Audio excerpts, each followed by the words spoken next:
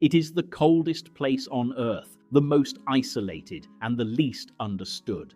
Antarctica is not just a continent, it is a boundary between what we know and what we think we know. For most of human history, Antarctica did not exist in reality. It existed only as an idea. Ancient civilizations believed there had to be land at the bottom of the world, a southern counterweight to the continents of the north.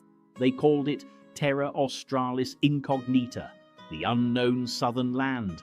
For centuries, it appeared on maps as a guess, a blank shape, a shadow. No one had seen it, no one had touched it, and no one knew what waited there.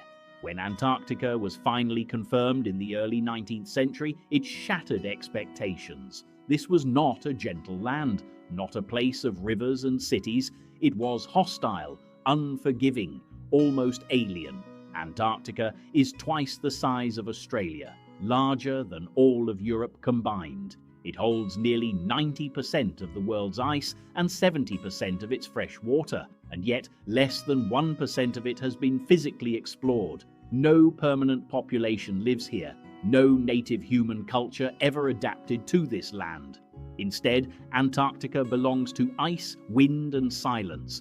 Temperatures can fall below -80 degrees Celsius. Winds can exceed 300 kilometers per hour. Months pass without sunlight, then months without darkness. Mistakes here are not forgiven. They are fatal. This extreme isolation is one reason Antarctica feels forbidden, but it is not the only reason. Unlike every other continent on Earth, Antarctica is governed by a single agreement, the Antarctic Treaty. Signed during the height of the Cold War, it froze territorial claims, banned military activity, and restricted access to vast areas of land. Officially, the treaty exists to protect science and preserve the environment. Unofficially, it has done something else. It has turned Antarctica into a place few people can ever truly reach. You cannot simply travel inland. You cannot explore freely.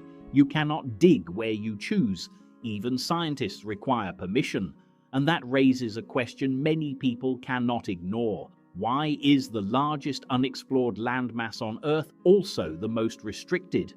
For scientists, the answer is simple. Antarctica is fragile, dangerous, and incredibly important. Because Antarctica is not just ice, it is a time capsule. Beneath its frozen surface are layers of history stacked kilometer upon kilometer. Each layer